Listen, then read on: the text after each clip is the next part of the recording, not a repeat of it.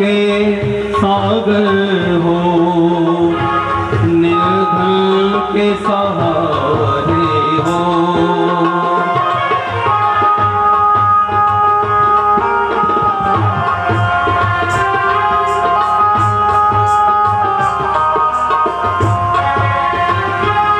तुम सुख के सागर हो, निर्धन के सहारे हो। इस तन में समाये हो, मुझे प्राणों से प्यारे हो। नितमाला जपो तेरी, नितमाला जपो तेरी, नहीं रहते भुला गुरुदेव करके मुझको अपना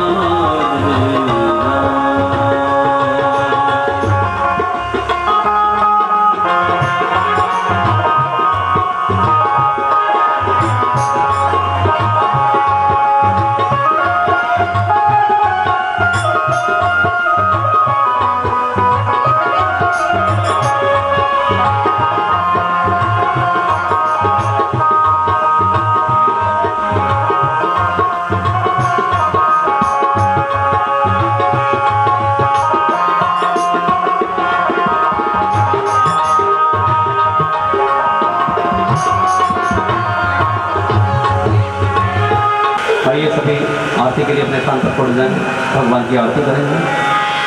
आरती अति पावन पुराण की, आरती अति पावन पुराण की।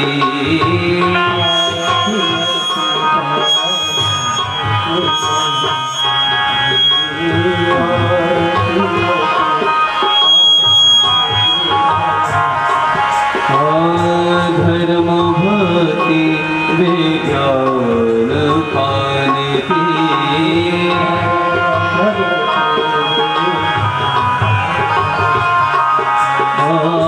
आरती अति पावन पुराण की।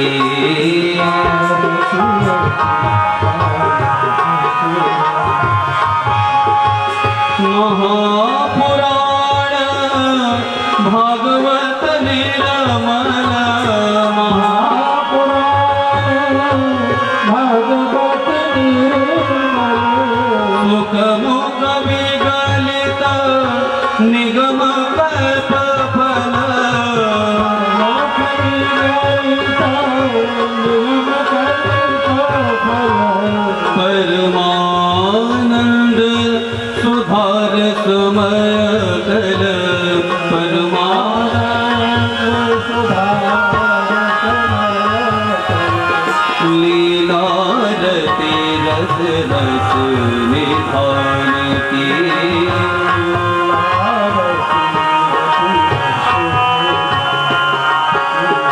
आरती अति पावन पुराण की।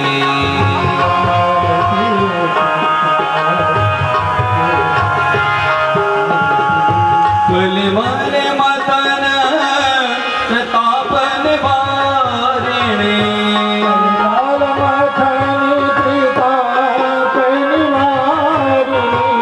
जन्म व्रतमय भव भयहारिणे,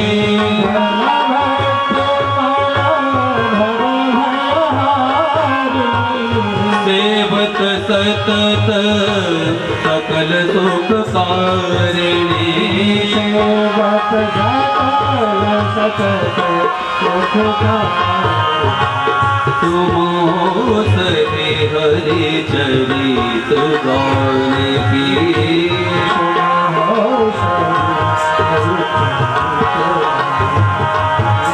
आरती अति पावन पुराण की।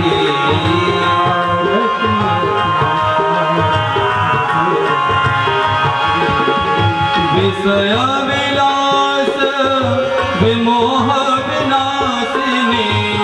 विलास विमोह विलासिनी विमल विराग विवेक विकासिनी विराग विवेक विकासिनी भगवत तत्व रहस्य प्रकाशिनी भगवत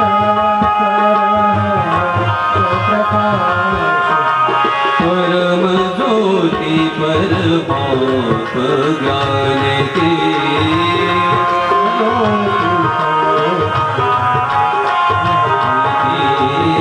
आरती अति पावन पुराण की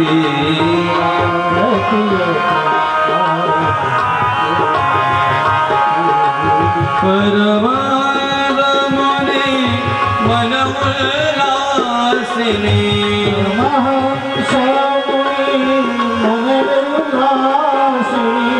रसिक हृदय रस रास विलासिनी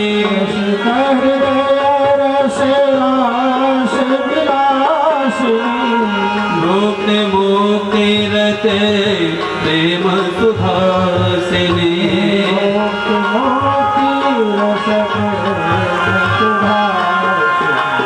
कथा किंचन प्रिय सुधान की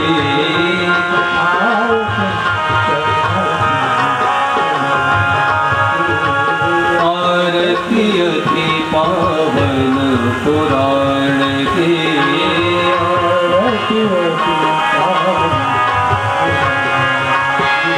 आरती अति पावन पुराण की आरती अति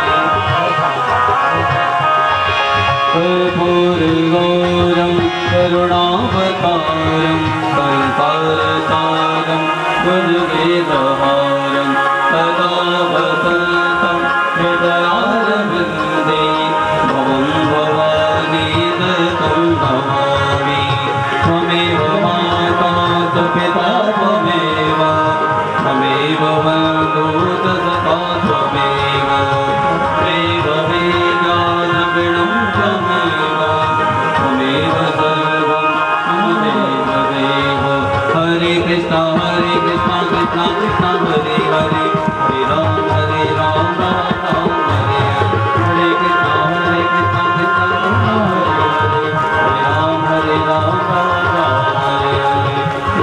हरे कृष्ण कृष्ण कृष्ण हरे हरे हरे राम राम हरे हरे हरे कृष्ण कृष्ण कृष्ण हरे हरे राम राम राम हरे हरे।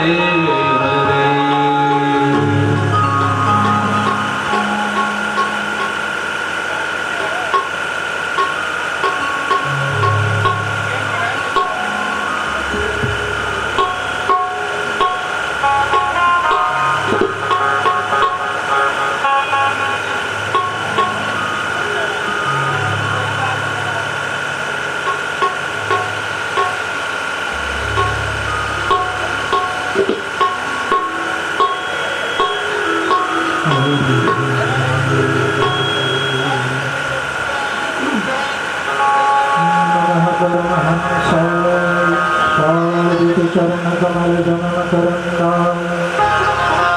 भक्ति मननाम सिंहासनाय श्री रामचंद्राय सदा परिभवन्मलीश्वरोऽहं तीर्थास्पदं शिवं शरणं प्रत्यारतिहं प्रणतिबालभवाधिकूतं वन्दे महापुरुषते गुरुर्ब्रह्मा गुरुर्विष्णु गुरुर्देवो महेश्वरः गुरु साक्षात् परब्रह्म तस्मै श्री गुरुवे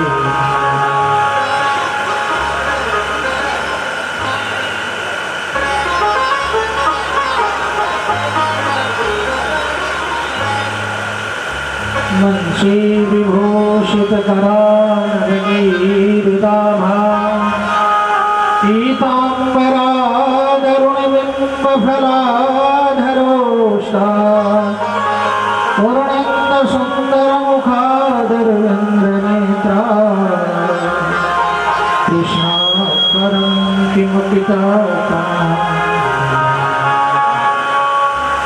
नारायणं नमस्कृत्य नरं चैव नरोत्तमं देवीं सरस्वतीं व्यासं ततो जयमुदीरये।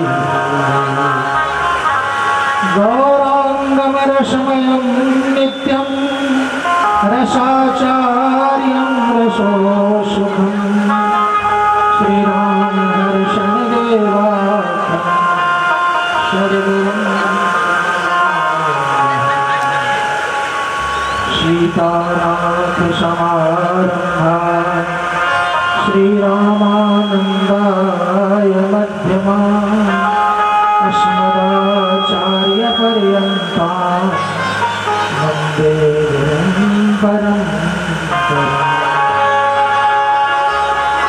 भक्त भक्त भगवंत गुरु चतुर्नाम बपुएक तिनके पद वंदन करूं पुनाशय।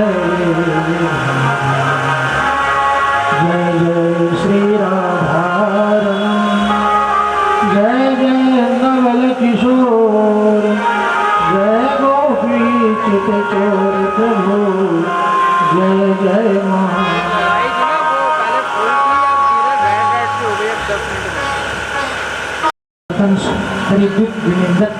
पीताम्बरधारी भगवान बाल कृष्ण की वांग्मय प्रतिमूर्ति श्रीमद् भागवत महापुराण,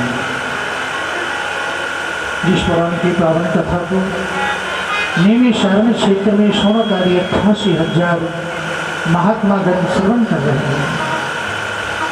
जिस पुराण की भक्ति ज्ञान वैराग्यमयी कथा को नारायण श्री हरि अपने ही निज मुख के द्वारा श्री ब्रह्मा जी महाराज को प्रदान कर रहे हैं। जिस पुराण की बहती गंगा को ब्रह्मा जी महाराज अपने प्रिय शिष्य श्री नारद जी महाराज को प्रदान कर रहे हैं। जिस पुराण की ज्ञानमयी कथा को नारद जी महाराज अपने परम शिष्य श्री वेद व्यास जी महाराज को आज पिला रहे हैं। जिस पुराण की भागवती कथा को वेद व्यास जी महाराज अपने परम शिष्य आदरणीय श्रद्धेय श्री सुखदेव जी महाराज को आज श्रवण करा रहे हैं। परमात्मा की असीम कृपा, भक्तों का भक्तिपूर्ण आग्रह हमारे गोविंद ने स्वीकार किया है, जिससे ये कथा सुनने और सुनाने का आलम लाभ प्राप्त हुआ है। हे सबके घट घट में रमन करने वाले मेरे कृष्ण, हे मेरे गोविंद, वैसे तो इस योग नहीं स्वामी कि आपके नाम का गुणानुवाद कर सके। अज्ञानी हूँ, अबोध हूँ, मैं कुछ जानता नहीं, लेकिन पर जैसा भी हूँ केवल और केवल आपके श्री चरणों का दास। बस इतनी तो कृपा बनाए रखना मेरे स्वामी, हे मेरे गोविंद, कि मेरे समक्ष जो भी बैठे हैं, जिनके समक्ष मैं बैठा हूँ, इनके जीवन के समस्त कलमश को पान कर इनके जीवन में खुशियाँ प्रदान कर देना मेरे स्वामी।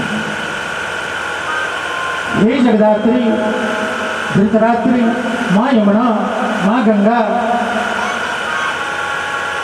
थाम के रखना इस सेवक का वाह, कहीं तेरा ये लाल तेरे चरणों से विलग न हो जाएगा, कहीं तेरा ये लाल तेरे चरणों से विलग न हो जाएगा। आप लोग बड़े ही सौभाग्यशाली हो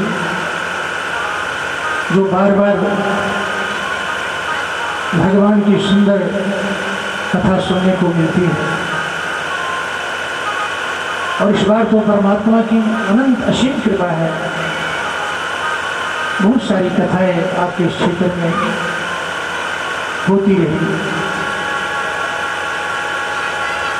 और काफ़ी समय के बाद इस बार मेरे मन में मंदिर में बैठे बैठे विचार आया कि 2.5 वर्ष बीत गए हैं, भागवत की कथा हुई नहीं, क्योंकि प्रत्येक वर्ष भागवत की कथा हम करते थे। मन में विचार कर रहे थे कथा कैसे होगी, जगह तो है नहीं, व्यवस्था भी करनी है और पहले की अपेक्षा ज़्यादा खर्चा भी बढ़ गया है। तो मेरे नज़रों में ढूंढते ढूंढते एक सज्जन पुरुष मिल गए और मैंने उनका आह्वान किया, मंदिर पे बुलाया और मैंने प्रस्ताव रखा कि सज्जन जी, मैं भागवत कथा करना चाहता हूँ, आपका सहयोग मिले। इन्होंने एकदम से हाँ कर दिया, पंडित जी करो, जहाँ तक हो सकेगा मैं आपके लिए करूँगा। और है भी वास्तव में सज्जन पुरुष हैं, देखो जथा नाम तथा गुण। परमात्मा के चरणों में बैठने का, जाने का सुअवसर बड़ा ही दुर्भाग्य से प्राप्त होता है, बड़ा ही दुर्लभ है। अग्रिम कथा आपको सुनाए, तत्पूर्व श्री नारायण से प्रार्थना करें, ही प्रभु, हे मेरे गोविंद, आप सबके जीवन में खुशियां प्रदान कर देना। हमारे संग संग 2 मिनट भगवान के नाम का संकीर्तन करें, फिर मैं आगे की कथा आप लोगों को सुनाऊंगा। श्री कृष्ण गोविंद, सब गाओ, प्रेम से गाओ। हरे मुरारी, हे नाथ नारायण वासुदेवा, श्री कृष्ण गोविंद हरे मुरारी, हे नाथ नारायण वासुदेवा, श्री कृष्ण गोविंद हरे मुरारी, हे नाथ नारायण वासुदेवा, श्री कृष्ण गोविंद हरे मुरारी, हे नाथ नारायण वासुदेवा, श्री कृष्ण गोविंद हरे मुरारी, हे नाथ नारायण वासुदेवा, हे नाथ नारायण वासुदेवा, हे नाथ नारायण वासुदेवा, हे नाथ नारायण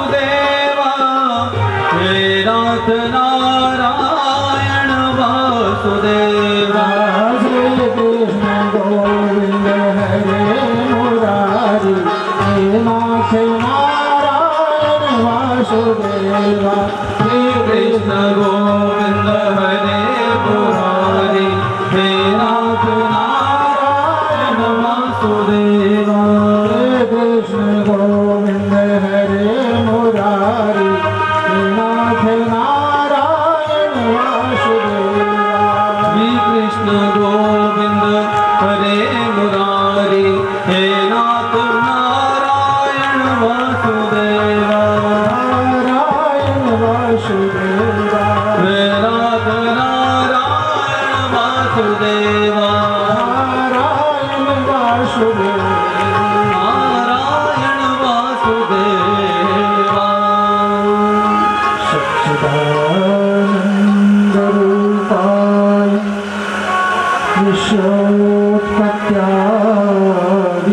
विश्वोत्पत्त्यादिहेतवे, तापत्रय विनाशाय श्रीकृष्णाय वयं नमः। परमात्मा को सच्चिदानंद धन के नाम से जाना गया। परमात्मा का एक स्वरूप सत्य बताया गया है, परमात्मा का एक स्वरूप प्रकाश बताया गया है और परमात्मा का एक स्वरूप आनंद घन बताया गया है। सच्चिदानंद रूपाय विश्वोत्पत्त्यादि हेतवे तापत्रय विनाशाय श्री कृष्णाय नमः। सत्य का मतलब क्या है? यदि आप लोग अपने जीवन में सिर्फ सत्य का आश्रय ग्रहण कर लेंगे, सत्य का संभाषण करेंगे, सत्य के मार्ग पर चलना सीख लेंगे तो गोविंद राज भी आपके निकट में। सच्चिदानंद जो सदा आनंद देने वाला है उसी का तरनम सच्चिदानंद। सच्चिदानंद रूपाय विश्वोत्पत्त्यादि हेतु। काम क्या है भगवान का? कहते हैं कि परमात्मा की एक मुस्कुराहट पर पूरे ब्रह्मांड का सृजन हो जाता है। परमात्मा जब गंभीर हो जाता है ना तो सारे संसार का पालन हो जाता है और यदि परमात्मा की भ्रिकुटी बन जाती है ना तो प्रलय हो जाता है। 15 मिनट के अंदर सुनामी आ जाती है। ऐसे हैं कृपालु, ऐसे हैं दयालु मेरे गोविंद। करता क्या है? तापत त्रय विनाशाय। प्रत्येक प्राणी के जीवन में 3 प्रकार के ताप होते हैं। दैहिक दैविक भौतिक तापा राम राज काहू नहीं व्यापा। एक तो जन्म से पहले हमारे संग संग आ रहा है, एक वर्तमान समय में हमारे संग चल रहा है और एक भविष्य में आने वाला है।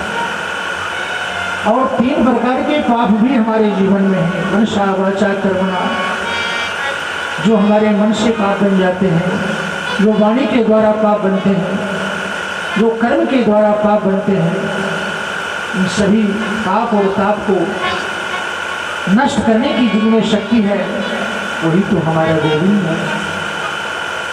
जो परम प्रकाशक पाप नाशक, उनके चरणों में हम सब मिलकर के बार बार नमन करते हैं। श्री कृष्णाय वयं नमः। सच्चिदानंद रूपाय विश्वोत्पत्त्यादि हेतवे तापत्रय विनाशाय गोविंदाय नमो नमः। विचार करके देखो, हम सब भक्त बने रहते हैं, भगवान की पूजा सब करते हैं, लेकिन कभी आपने विचार किया कितने बार झूठ बोलते हो? मन में एक बार विचार करके देखो। कंठी माला धारण कर लेने के बाद भी हम यदि झूठ बोलते हैं तो कैसी भक्ति हमारी है? कैसी भक्ति है? एक दिन का ही केवल जीवन में संकल्प लेकर देखें कि झूठ नहीं बोलना, बड़ी ही कठिन बात है। गोविंद कैसे मिलेगा?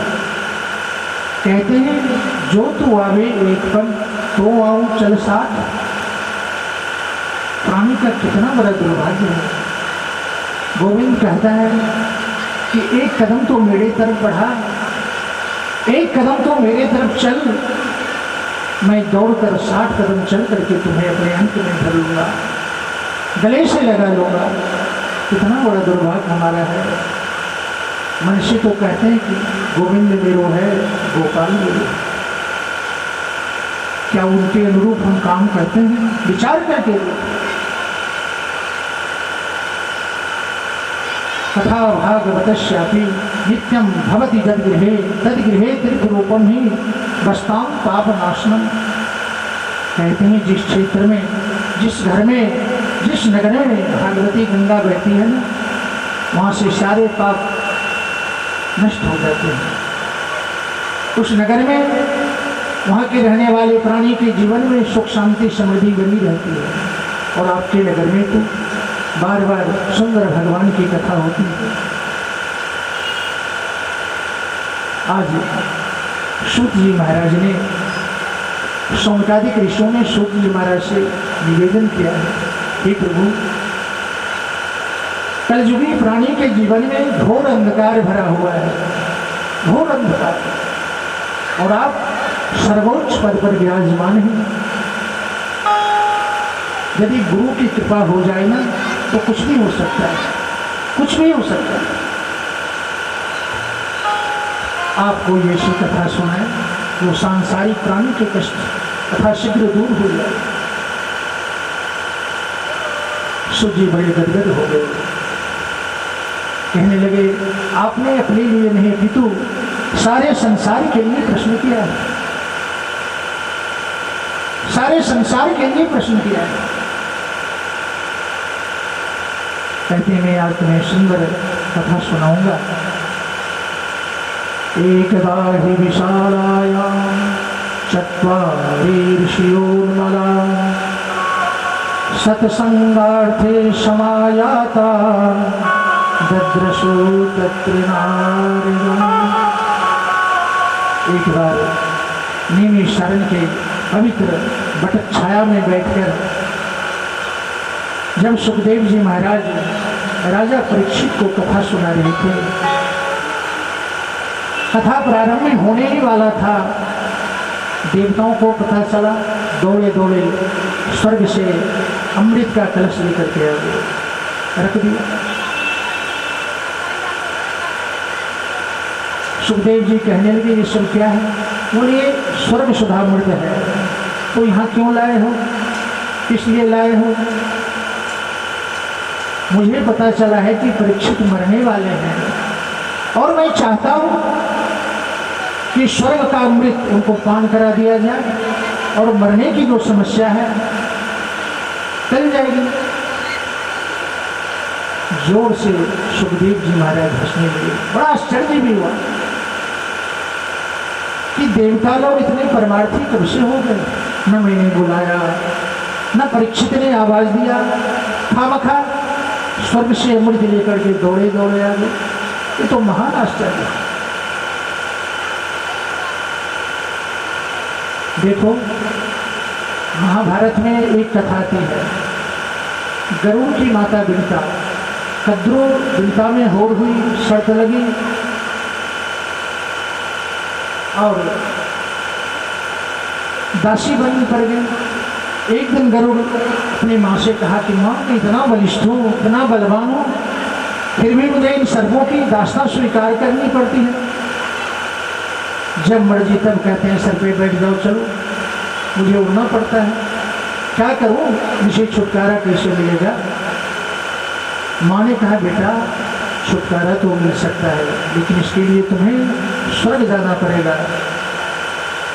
माँ मैं इतना बलिष्ठ हूँ, मैं आपके लिए कुछ भी कर सकता हूँ। और स्वर्ग के लिए प्रस्थान कर गए। इंद्र ने वज्र लेकर के चुनौती दे डाली, कहने लगे आज मुझे कोई रोक नहीं सकता, आज मैं अमृत लेकर के ही जाऊंगा। और हठात बलपूर्वक अमृत कलश लेकर के वहां से चल पड़े। इंद्र को बड़ा आश्चर्य हुआ कि कहीं सर्पों ने अमृत का पान कर लिया तो पूरा संसार जल करके भस्म हो जाएगा। दोनों में समन्वय हुआ बातचीत के द्वारा और फिर इंद्र अमृत का कलश लेकर के वापस आए।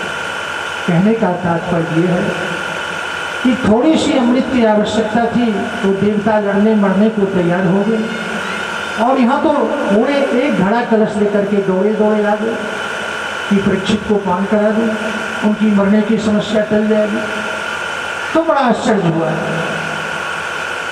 सुखदेव जी कहने लगे ठीक है पिला दो।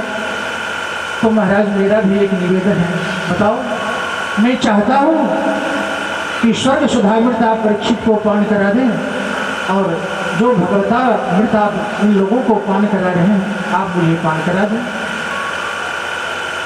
सुखदेव महाप्रभु कहने लगे अरे ठग आयो, मुझे ही ठगने चले आयो, कांच का टुकड़ा देकर के कहते हो कि मणि दे दो। अरे सामान बराबर की होना, अदला बदली हो सकती है, लेकिन कांच का टुकड़ा देकर के कोई हमसे मणि ले, ये तो सरासर ठग विद्या है। साफ मना कर दिया सुखदेव जी। कहने लगे यदि तुम श्रोता बन करके आते तुम भी बैठ जाते, तुम्हें भी सुंदर सुंदर कथा सुनाता, लेकिन तुम तो सौदागर बन करके आए हो। साफ इनकार कर दिया सुखदेव महाप्रभु ने। दौड़े दौड़े देवताओं के पास गए, विधाता के पास गए, कहने लगे विधाता इतना कीमती अमृत में लेकर के गया था, तो बाबा बैरागी को तो खूब अमृतपान करा रहे थे और मुझे भगा दिया। कहने लगे कांच का टुकड़ा लेकर के आए। तो भागवतामृत में इसी क्या विशेषता है जो स्वर्ग सुधामृत से कीमती है, मैं जानना चाहता हूँ। ब्रह्मा जी कहने लगे सुनो, कथा तो चली रही है, 7 दिन तक प्रतीक्षा करो, इसका फल क्या मिलता है। और 7 दिनों तक विधाता सहित सभी ने प्रतीक्षा करी और 7वां दिन दादा परीक्षित को मोक्ष की प्राप्ति हो गई। ब्रह्मा जी विशुद्ध हो गए, बड़ा चमत्कार हो गया। ब्रह्मा जी ने स्वर्ग से तराजू मंगवाई, एक पलड़े पे धर्म के समस्त साधन रख दिए और एक पलड़े पे श्रीमद् भागवत जी को रख दिया। भागवत जी का पलड़ा झुक गया, भारी हो गया। ब्रह्मा इस दृश्य को देख करके बड़ा आश्चर्यचकित हो गए। ऐसी महिमा है भागवत जी, आप लोग वास्तव में बड़े ही सौभाग्यशाली हो, बड़े ही सौभाग्यशाली हो कि बार बार भगवान की कथा सुनने को मिलती है। सुंदर कथा सुखदेव जी ने सभी भक्तों को सुनाया। ब्रह्मा जी ने मन में विचार किया कि संसार के समस्त प्राणी कलुषित हैं, त्राह त्राह कर रहे हैं, ये कलिकाल चल रहा है। तो शांति की तलाश में ब्रह्मा जी विचरण करना शुरू कर दिया। समस्त भूमंडल में नारद जी ने विचरण किया, लेकिन कहीं नारद जी को शांति नहीं मिली। मन में विचार आया कि मैं संतों के पास गया, मैं गृहस्थों के पास गया, लेकिन कहीं शांति नहीं मिली। देख देख करके मन में क्रांति मच गई। चलो मैं श्रीधाम वृंदावन की ओर जाता हूँ। और जैसे ही ब्रह्मा जी ने वृंदावन की ओर प्रस्थान किया, इधर चारों भाई सनक सनंदन सनातन सनत कुमार 4 ऋषि, तो देखने में मात्र 5 वर्ष की अवस्था इनकी लगती है, लेकिन हजारों हजारों वर्ष की अवस्था इनकी है। पूर्वेशा मभि पूर्वजम, जो पूर्वजों के भी पूर्वज हैं, इतना इनकी उम्र है। चारों भाई बड़े सत्संगी हैं। कथा मात्रे के जीवन, इनके जीवन में भगवान की कथा ही है, प्राण है। कथा मात्रे के जीवन, चारों भाई सत्संग के लिए टहल रहे थे कि आज कोई सत्संगी मिलेगा, बैठ करके सुंदर भगवान की कथा को श्रवण करेंगे। नारद जी आते दिखाई पड़ गए, बड़े ही खुश हो गए चारों भैया। आहा, आज नारद जी का पदार्पण हो रहा है, बड़ी ही सुंदर कथा सुनने को मिली। और जैसे ही नारद जी आए तो उनका मुंह लटका हुआ था।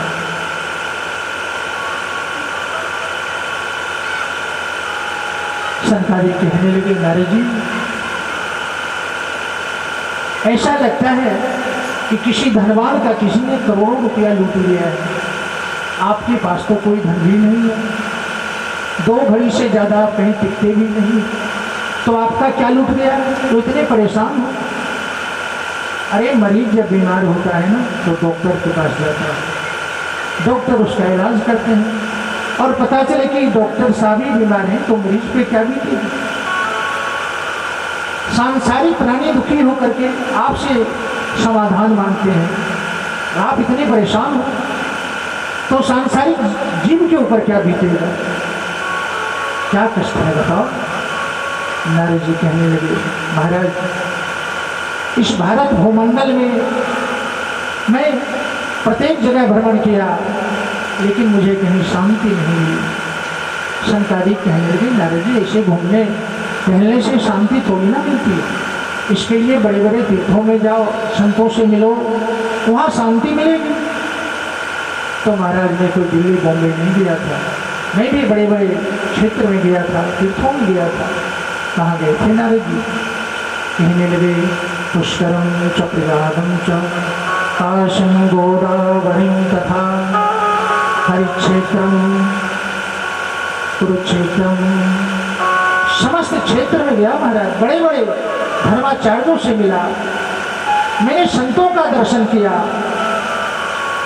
संत भी अपने पद से चुप हो गए हैं, अपने कर्म से अलग हो गए हैं। उनका जैसा कर्म होना चाहिए वैसा कर्म अब रहा नहीं। फिर मेरे मन में विचार आया कि चलो गृहस्थों को देखते हैं, कहीं वहाँ शांति मिले। तो मैं महाराज गृहस्थों के यहाँ गया। वहाँ भी मात्र पति पत्नी है जीवन में, फिर भी संग्राम मचा हुआ है। सिर्फ पति पत्नी के रहते भी घर में शांति नहीं।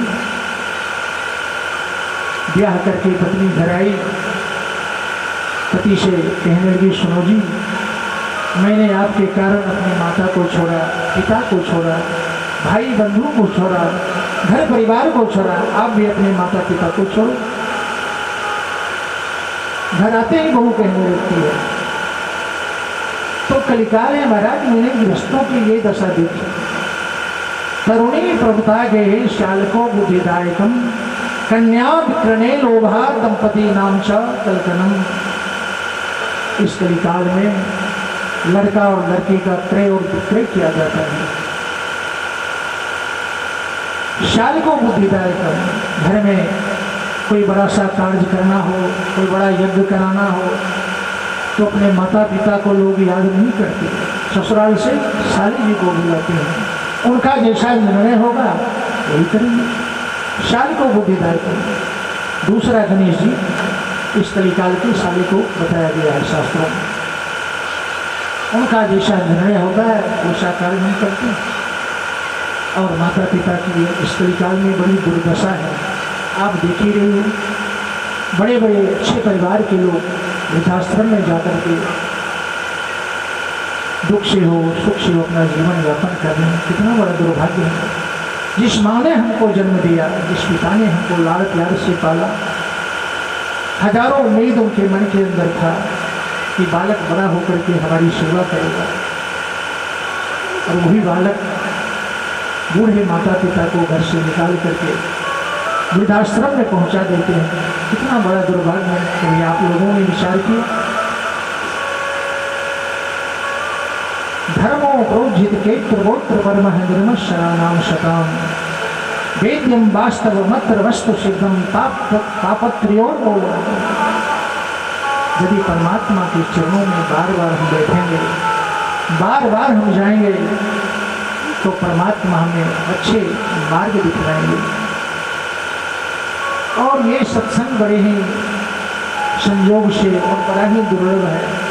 भाग्यो उदेन बहुजन्म समर्पितेनो सत्संग मम चलवते पुरुषो यदा वे, अज्ञान हेतु प्रतमोह मदांधकार नाशम विधाहित तो देते विवेक। आह, कितनी सुंदर बात है। कहते हैं कि एक जन्म की बात नहीं, जन्म जन्मांतर, युग युगांतर, कल्प कल्पांतर की बात है।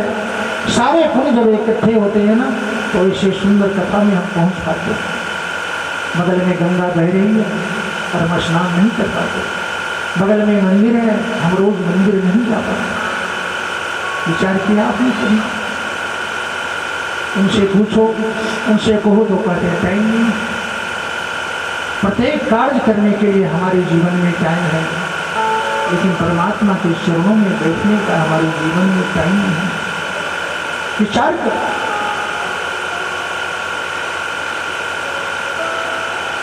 कर्म प्रधान विश्व करी राधा, जो जस करें सो तस फल चाह। हमारे कर्म के अनुसार हमारी स्थिति बनती है।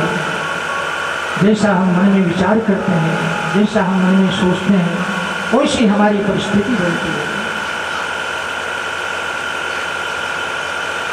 और कथा सुनने का अधिकारी व्यक्ति कैसे बनता है? कहते हैं विष्णु दीक्षा विहीना नाम नाधिकारे कथा सर्वे। यदि हमने गुरु मंत्र नहीं लिया है तो हम कथा सुनने के अधिकारी नहीं हैं, नहीं। ऐसी तो भगवान की कथा प्रत्येक अवस्था में सुननी चाहिए।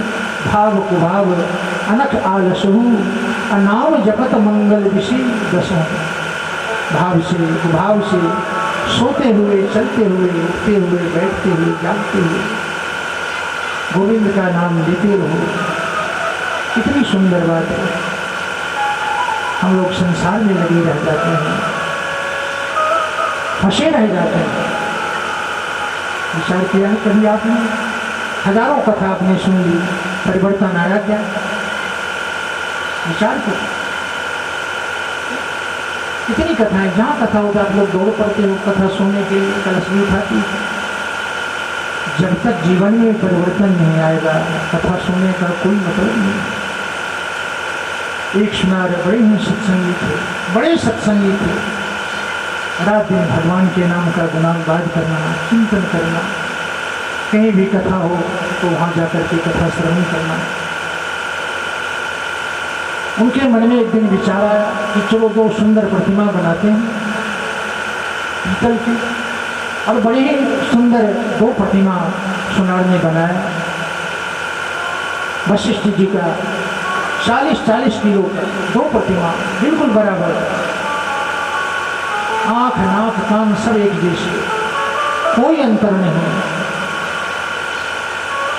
और नुमाइश मैदान में रख दिया बिक्री के लिए। संत की टोली वहां से गुजर रही थी। बड़ा आकर्षक लगा प्रतिमा देख करके। संतों के मन में विचार हुआ कि चलो पूछते हैं कितना दाम है। संत ने जाकर देखा और कहा कि भाई कितने दाम का है? स्वर्णकार ने कहा कि एक प्रतिमा की कीमत 500 रुपये है और दूसरी प्रतिमा की कीमत 50,000 रुपये है। संतों ने कहा भाई इसमें कोई सोने लग गया है क्या? चांदी बढ़ी गई है क्या? देखने में तो दोनों पीतल के हैं, फिर इतना अंतर क्यों? बहस चल ही रही थी।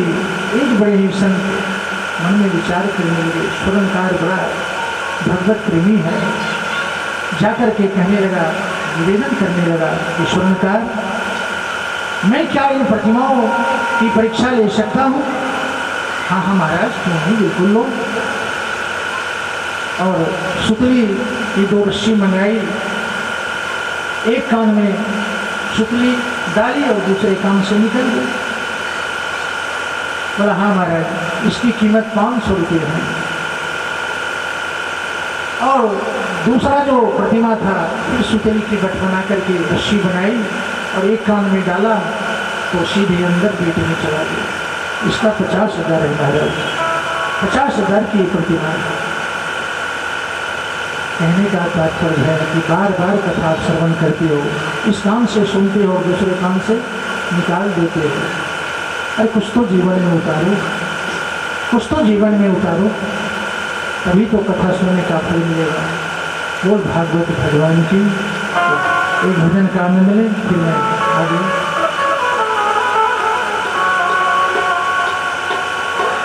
रानी के चरण, महारानी के चरण, मन भूल मत जइयो राधा रानी के चरण, मन भूल मत जइयो राधा रानी के चरण।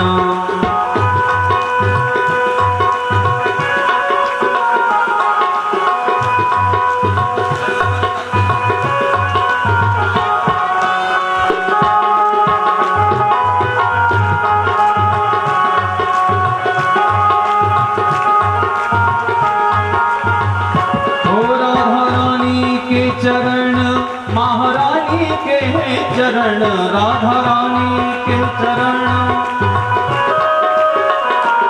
मन भूल मत जइयो राधा रानी के चरण, मन भूल मत जइयो राधा रानी के चरण।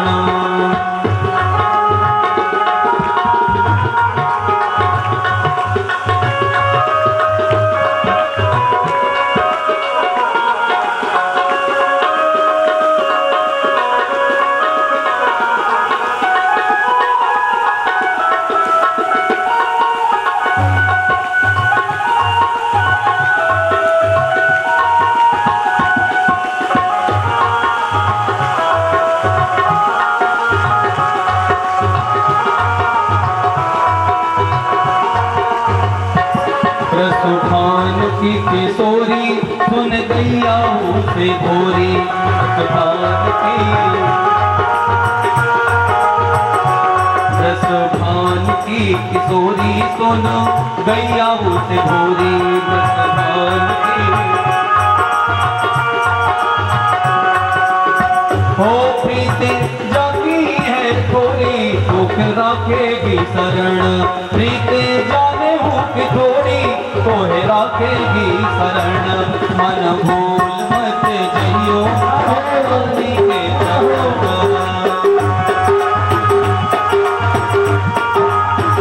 ओ राधा रानी के चरण महारानी के चरण राधा रानी के चरण महारानी के चरण मन भूल मत जइयो राधा रानी के चरण मन भूल मत जइयो राधा रानी के चरण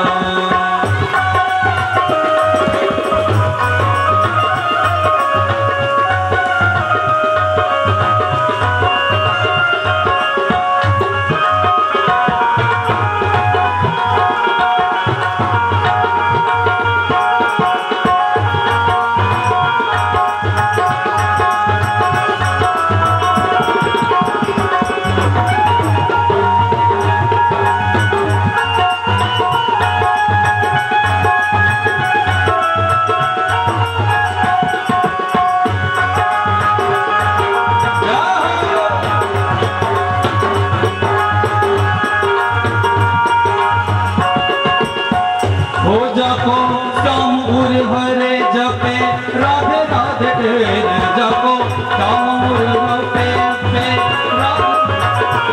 जपो श्याम उर हरे जपे राधे राधे ढेर जपो बांसुरी में बेर बेर करे नाम सोरमण बांसुरी में बेर बेर करे नाम सोरमण मन भूल मत जइयो राधा रानी के चरण मन भूल मत जइयो राधा रानी के चरण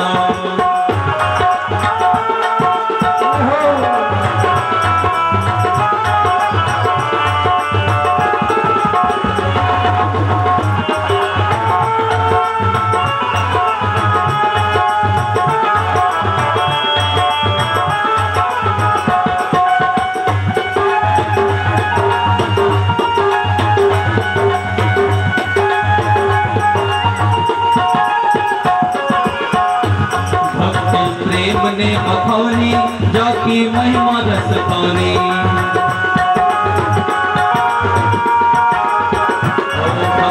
प्रेम ने बखानी जाकी महिमा रस खानी भक्त प्रेम ने मिले भीख मन मानी करे प्यार सो भजन मिले भीख मन मानी करे प्यार सो भजन मन भूल जइयो राधा रानी के चरण मन भूल मत जइयो राधा रानी के चरण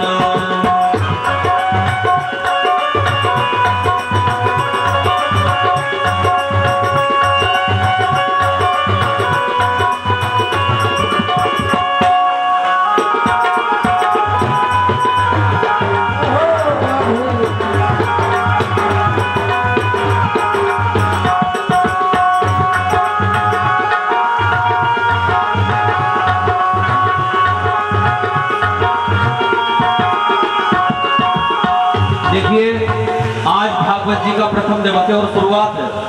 देखिए शुरुआत खराब नहीं होनी चाहिए। कहते हैं ना किसी वस्तु किसी अगर first impression is the last impression बोलते हैं ना, पहला इंप्रेशन अगर अच्छा होता है तो लास्ट तक अच्छा ही रहता है। इसीलिए मैं सभी भक्तों से गाँव में झूम करके राधे रानी के चरणों में आनंद लीजिए।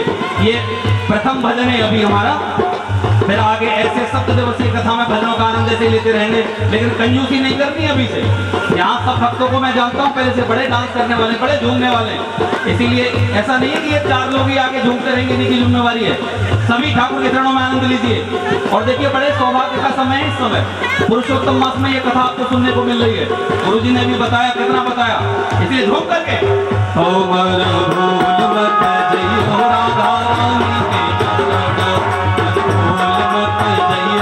राधा रानी के चरण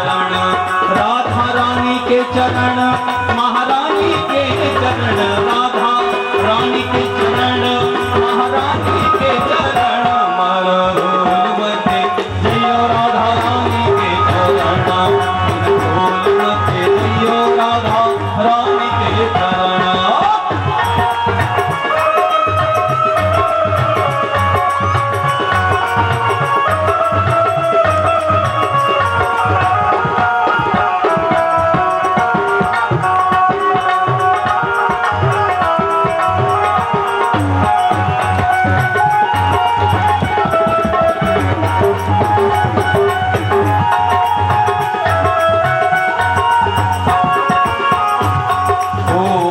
मतवारे छोड़ दुनिया के द्वारे ओ मन मतवारे छोड़ दुनिया के द्वारे।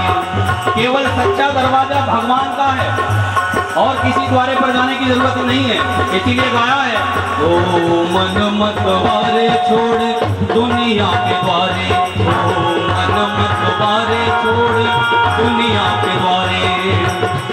राधा राम के सहारे राधा नाम के सहारे तेरा जीवन मरण राधा नाम के सहारे तेरा जीवन मरण मरहूल मत जइयो राधा रानी के चरण मन भूल मत जइयो राधा रानी के चरण मन भूल मत जइयो राधा रानी के चरण।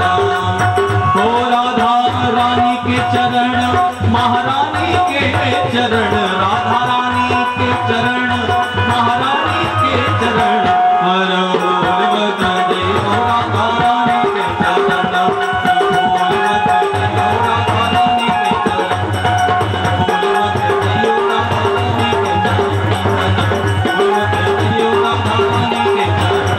बात बदल के मेरी ताली बजाते मरहूल मत जइयो राधा रानी के चरण मरहूल मत जइयो राधा रानी के चरण।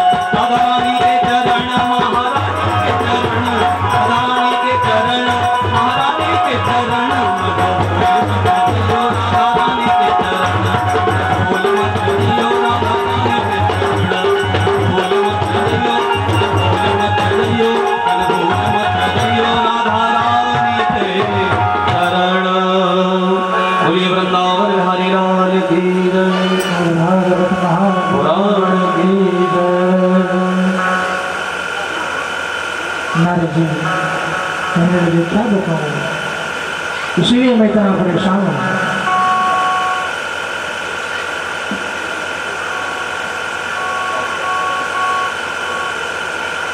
सनकादिक कहने लगे नारद जी इतनी छोटी सी बात, इसके लिए आप इतने परेशान हैं।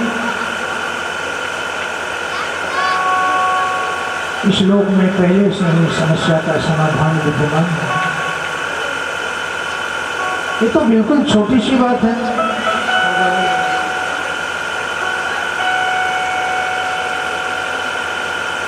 सनकादिक कहते हैं सारे संसार आपके नाम को जानते हैं, आप ब्रह्मा के पुत्र हो, इतने परेशान हो गए। एक कथा के माध्यम से नारद जी उनको बताते हैं कि मैं जब वृंदावन के लिए निकला तो रास्ते में एक सरोवर के किनारे एक तरुणी बैठी बैठी भोजन कर रही थी, आंसू बहा रही थी और उनके समक्ष दो पुरुष जो जरावस्था को प्राप्त थे, मूर्छित अवस्था में पड़े हुए थे। कुछ स्त्रियां पंखा कर रही थी, कुछ सेवा कर रही थी। मेरे मन में विचार आया कि जरा चल कर के देखूं क्या पुस्तक। फिर मैंने विचार किया स्त्रियों के बीच में बिना बुलाए नहीं जाना चाहिए। कहीं कह दिया कि बाबा है तेरा क्या काम स्त्रियों के बीच में, तो खामखा हमारी बेइज्जती हो जाएगी, खामखा हमारी बेइज्जती हो जाएगी।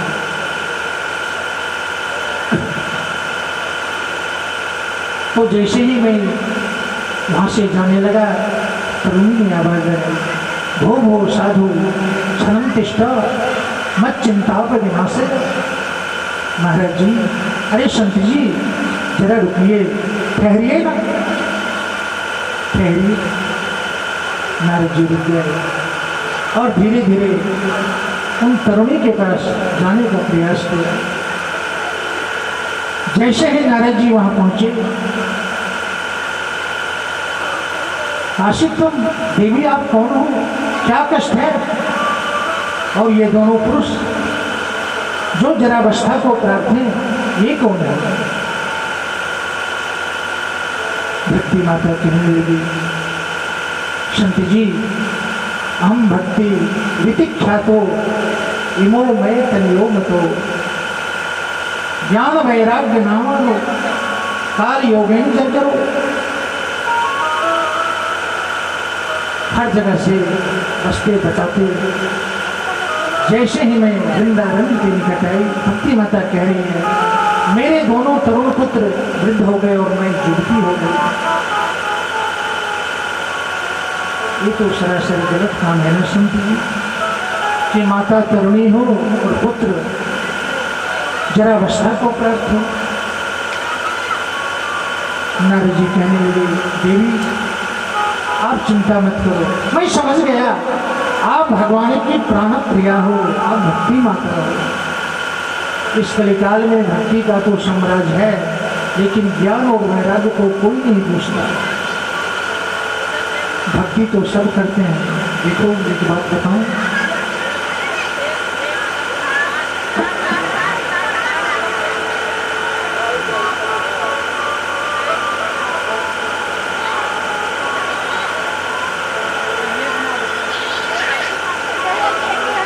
नारद जी कहने लगे, माँ आप तो भगवान की प्राण प्रिया हो और मैं आपके कष्ट को यथाशीघ्र दूर करने का प्रयास करूंगा, आप चिंता मत करो। क्योंकि ज्ञान वैराग्य को कोई पूछता नहीं। और देखो बिना ज्ञान की भक्ति ना बंध्या भक्ति है। ज्ञान है नहीं, मंदिर चले गए, जल चढ़ाया, खूब सिंदूर भगवान को माथे में लगाया, जितना मन गया। तो भक्ति में जब तक ज्ञान नहीं होता ना, उसे बंध्या भक्ति कहते हैं। ज्ञान होना चाहिए कि भक्ति किस प्रकार से करनी है, भगवान का भोजन कैसे करना है, तिलक कैसे लगाना है, बंधन कैसे करना है। ज्ञान तो होना ही चाहिए। आप लोग मंदिर जाते हो, मेरे लाख मना करने के बाद भी लोग मानते नहीं, चुपके से चोरी से लगा देते हैं भगवान के माथे में। मैं जब बाद में आता हूँ तो बड़ा कष्ट नहीं होता है, रोष नहीं होता है। समझाने के बाद भी लोग समझने वाले होते नहीं।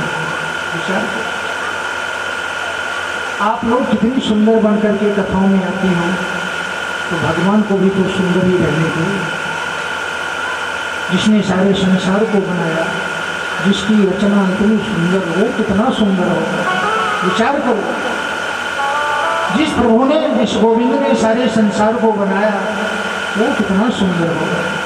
कभी विचार किया? भाव का भूखा हूँ मैं, भाव ही वस्तार है, और भाव से जो मुझको भजता उसका बेड़ा पार है।